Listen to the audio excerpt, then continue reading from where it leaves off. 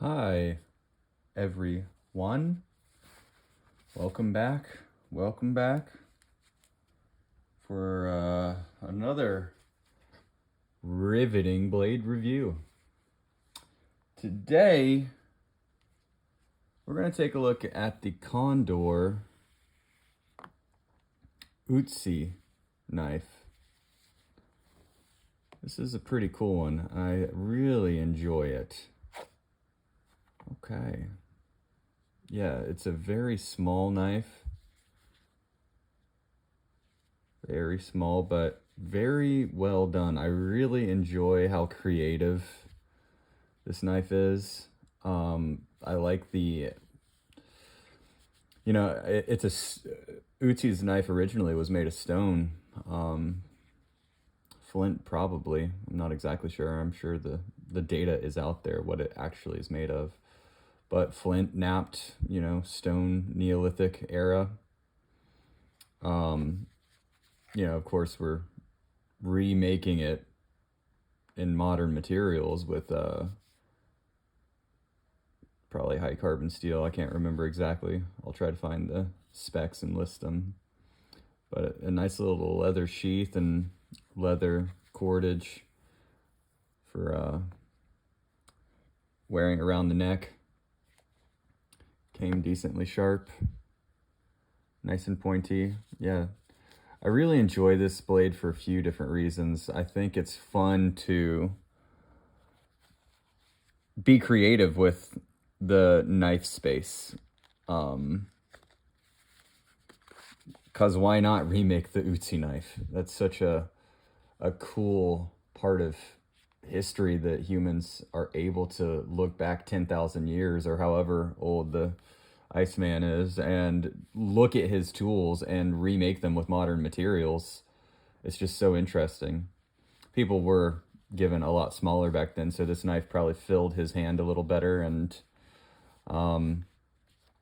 what he did with it is, that's part of the fun part about this knife for me, is like thinking of, all the things Otzi did with his blade. Just from meal prep to maintaining the edge, just a self-defense weapon. I think they found all sorts, like 4 different bloods on his different various tools, from arrows to his axe to his knife, and on his clothes he had lots of traces of different bloods on him. I just thought this would be a fun knife to review because you don't see a lot of reviews for it. There are a few, but there just aren't a lot. And I'm just gonna do a little teeny addition to those reviews. And yeah, once again, I just think it's a really cool knife. I love the design. I love the creativity and how much thought it inspires. I think that's a lot of fun. And yeah, just an interesting remake of such a historical piece. Very cool. I love what Condor does with these designs and how creative Joe Flowers gets with things. It's a lot of fun, and I can really appreciate a company that gives its designers and creators the space to think outside of the box a tiny bit, or to pull back from history. And yeah, so we will say less and do more. Condor Otzi Knife review.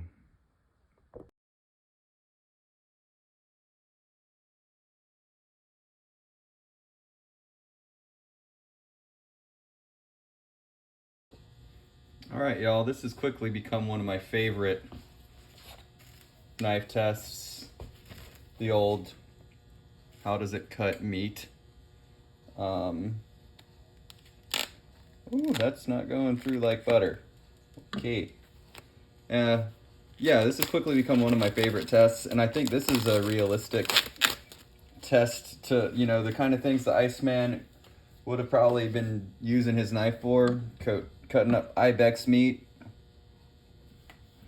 For the long days ahead, cutting meat to dry it out, just, you know, using his tools day in, day out type situation. So that's what we're gonna do today. Let's just, okay. Plenty of piercing. Yeah, that goes through there, no problemo. Okay. Not bad. Not bad. Now, I have had this blade for quite a while. So it is possible that it has lost a little bit of its edge. And this is a factory edge. I've never sharpened it. And I've had it for quite a while, like I mentioned. Used it for various things. Just liked carrying it because it's cool. And seems to be doing a pretty good job cutting meat. It's a little short. Probably good for detailed stuff. Some hard spots here. Just...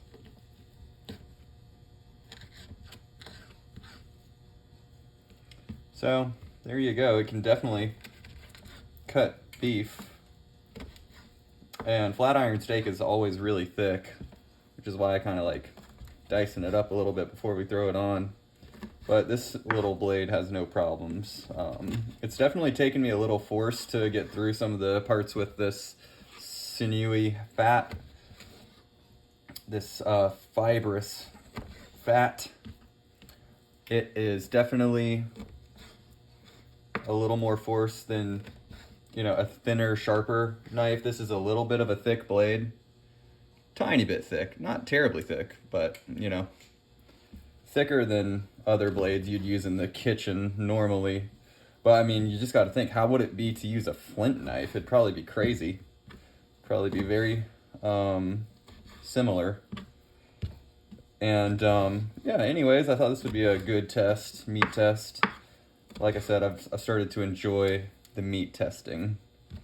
Probably my favorite at this point, because I think it's a real great analog for what you would really be using these tools for prehistorically and presently.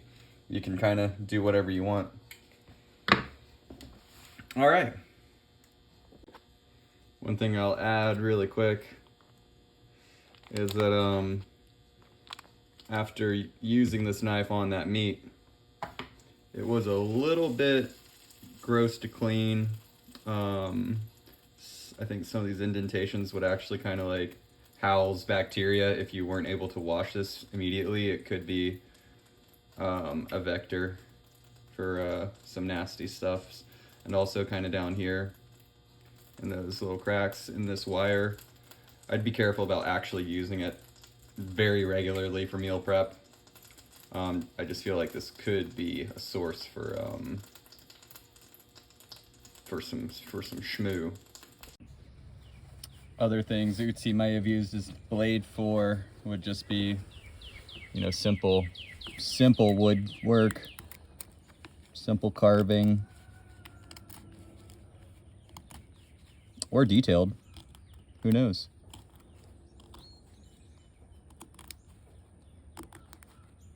Maybe making shavings to start a fire. I think he was found with like 5 different kinds of fungus on him in his fire making kit. So almost certainly he'd probably use his little flint napped knife to help him start fires. His axe was like 100% copper. It's just hard to even think about using 100% copper tools. Just how much stronger steel is than flint, and how successful those folks still were at what they did. You know, everyone had the skills that they needed for self-reliance and survival. It was like that was life. Like each person had to have a huge memory capacity to remember all the things all the little life skills. It's like, it's all real basic, you know. It's like, yeah, I think, you know, humans are just drawn to that kind of stuff. It's like, yeah, it's really easy to make your own shelter. you don't actually need anything. I mean, it sure is nice, but I mean, you can make a shelter pretty much anywhere, anytime, given the right materials and the right location. So yeah, this knife can easily cut up some flakes to start a fire.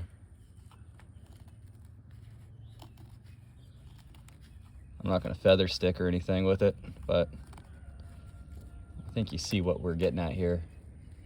It's quite capable.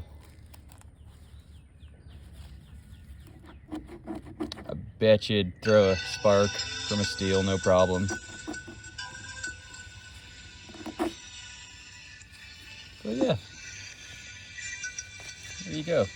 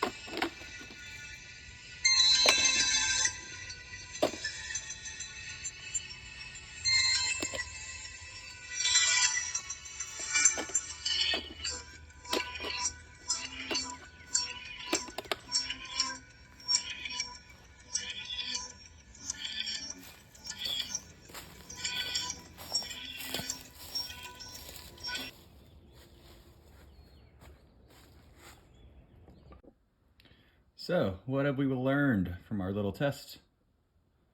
Well, we learned that it's a great little EDC. It's very small, compact, fun looking. There's a cool factor in its history. Not a great PDW, not a great personal defense knife. But, you know, if you had to use it, you could. It struggled to pierce the sports drink bottle, less than the hammer grip. And it's just not made for it, I don't think. It can do it. I got one good hammer grip strike in there. And but I mean, if you put enough force behind anything, it'll work, do what you need it to do. I think that'd be my conclusion here. It's a great EDC knife, great for little tasks, can cut meat. Not the ideal PDW, but it could, in a pinch, be used in that regard. But yeah, all in all, the Condor Otzi knife, very cool. If you're looking for a prehistoric blade analog, this would be a great place to start. I'm not exactly sure the price of them today, but when I got this probably 2 years ago, it was probably 50 bucks, 60 bucks. Not exactly sure, but yeah, thank you guys for watching, and hope you enjoyed the Condor Otzi knife. Take care.